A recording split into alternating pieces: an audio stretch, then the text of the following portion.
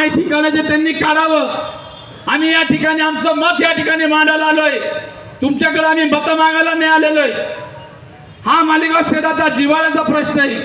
या जिव्हाळ्याच्या प्रश्नाला सुनील आबा गायकवाडांनी हात घातलेला आहे. माझी सर्व पक्षीय विचार मंचांना, सर्व नेतेगणांना, मालेगाव शहरातल्या सर्व रहिवाशांना माझी पोटतिडकीने विनंती आहे, या आंदोलनात तुम्ही सहभागी व्हा.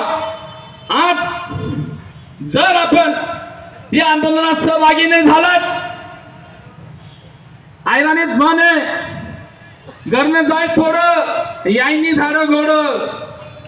हे एमपीसी पावर तर आपण पोचतो जे, याच्या मागचे सूत्रधार तर आपण पोचतो जे, पण रामभाऊ बोरसे आणि जितू बापूंच्या माध्यमातून, निखिल पवार यांच्या माध्यमातून आम्ही 3 महिन्यापूर्वी पुन्हा एक जन आंदोलन कलेक्टर ऑफिस या ठिकाणी झालेलं आहे. म्हणजे हाच पहिले बोजा आपल्याला आवडता येणार नव्हता. त्यात प्रीपेड मीटरचा येतोय. प्रीपेड मीटरचा जो विषय आहे तो मोठ्या प्रमाणात छेडला गेलेला आहे. म्हणजे हेच आपल्याला आवडलं जाणार नाहीये. त्या प्रीपेड मीटरच्या 5 जिल्ह्यांचा टेंडर निघून गेलेलं आहे. याला जर नाही आवडलं आपण तर आपल्याला प्रीपेड मीटर घ्यावं लागणार आहे. ही आपण सर्वांनी खबरदारी घ्यायची.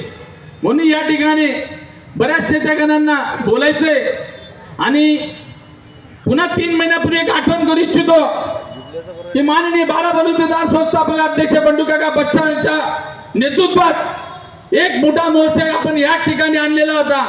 आणि त्या मोर्चाचं कारण असं आहे, मी आत्ताच बोललो, नॉन टेक्निकल सगळे माणसं भरून ठेवलेले आहेत ज्यांना कुठली कवडीची अक्कल नाही. त्याच्यातच नॉन टेक्निकल माणसं भरून आणि उच्च पदाचं काम त्यांच्याकडून कमी पगारात करून घ्यायचं. त्याचाच एक बळी पडला आमचा अमोलदादा खडकीचा. तो दोघे हात गमून बसला आणि तो दोघे हात गमून बसत असताना ती व्यथा जशी सुनील आबांकडे मीटरची व्यथा आली तशी त्याची व्यथा बंडू काकांकडे आली. आणि बंडू काकांनी तो विषय हाती घेतला. त्यांना विचारणा केली. त्यांनी 1 पत्र दिलं, 2 दिलं, 3 दिलं, 4 दिलं. एक पत्रापित्रांना यांना घाबरत ना मनावर घेता मग मोर्चा आणला आणि मोर्चाच्या माध्यमातून त्यांना समजलं की आपल्याकडनं काय चूक झाली. तरी तो देखील विषय मला सांगायचं आहे की तुम्हाला ही बाहेरची कंपनी येऊन आपल्यावर लागतीये, आपला मालेगाव शहराचा पैसा कमवतीये आणि आपल्या मालेगावच्या बालबच्चाला जर काही झालं तर त्याची बिलकुल सुद्धा यांना काळजी नाहीये. यांच्याकडे रिस्कवर कुठला विमा नाहीये, कुठलंच यांना काही घेणं घेणं नाही.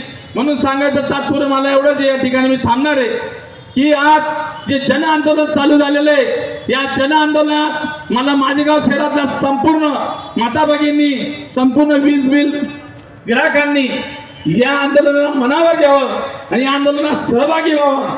हीच अपेक्षा बाळगून माझे 2 शब्द संपवतो. जय हिंद, जय महाराष्ट्र, जय भारत. बोला छत्रपती शिवाजी महाराज की जय. तर आता तुला बहुना प्रस्तावना करायची होती पण त्यांनी भाषण केलं. ठीक. आबासाहेब, काल आपली सर्वपक्षीय बैठक झाली. तुर्तच एवढंच सांगतो, काल काही लोकांना नव्हते. तर हे आंदोलन का आणि कशामुळे सुरुवात झाली याची थोडीशी प्रस्तावना करतो. त्यानंतर प्रत्येक वक्त्याने थोड्या वेळ बोलायचं. तर त्याचा मुद्दा असा आहे की काल परवा आबासाहेबांकडे एक गोरगरीब मजूर घरी आलं होतं. ते 10 बाय 15च्या घरात म्हणजे 150 स्क्वेअर फूट मध्ये राहतं आणि त्यांना MPSL कंपनीने 4000 रुपयाचं बिल आकारलं. त्यावेळेस आबासाहेबांसमोर हा प्रश्न उभा राहिला की एवढ्या घरात राहणाऱ्या मजुरांना 4000 रुपयाचं बिल आकारत असेल तर त्यांच्या अन्न वस्त्र निवारा याचे प्रश्न कसे सुटतील. जर 4000 रुपये बिल ती अदा करत असेल आणि पुढे त्यांच्या मुलाचे शिक्षणाचे प्रश्न आहे, अनेक प्रश्न असतात माणसाला.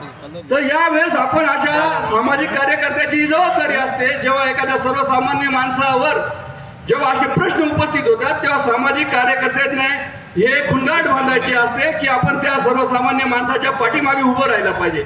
आणि हेच हिरून आबासाहेब त्या परिवाराच्या मागे उभे राहिले आणि आबासाहेबांनी सोशल मीडियावर एक पोस्ट केली की MPSLच्या विरोधात आपल्याला असं काहीतरी करता येईल का. त्यावेळेस अनेक प्रतिक्रिया आल्या. अनेक प्रतिक्रियामध्ये कोणी सांगितलं की आबासाहेब असं जन आंदोलन केलं पाहिजे, कोणी सांगितलं तोडफोड केली पाहिजे, कोणी सांगितलं मोर्चा नेला पाहिजे. पण आबासाहेबांनी एक समाजाची भूमिका घेतली की हे आंदोलन हे माझं एकट्याचं नाही, कारण हे मालेगाव शहर हे माझा परिवार आहे. इथे राहणारा प्रत्येक व्यक्ती हा माझा परिवारातला सदस्य आहे. आणि त्याच्यावर जर याचना येत असेल, त्याच्या घरावर जर अशा काही गोष्टी येत असेल, तर आपण मालेगावच्या शहरातल्या प्रत्येक नागरिकाला भेटलं पाहिजे. आणि जे सामाजिक कार्यकर्ते सामाजिक पक्षात वेगवेगळ्या विचारात वेगवेगळ्या जोड्यात काम करत असतात, त्यांना एक मोठ बांधली पाहिजे, त्यांना बोलवलं पाहिजे. त्या अनुषंगाने काल आबासाहेबांनी एक सर्वपक्षीय बैठक आयोजित केली आणि त्या बैठकीत सर्वपक्षीय नेत्यांचं ऐकून घेतलं की आपण पुढची दिशा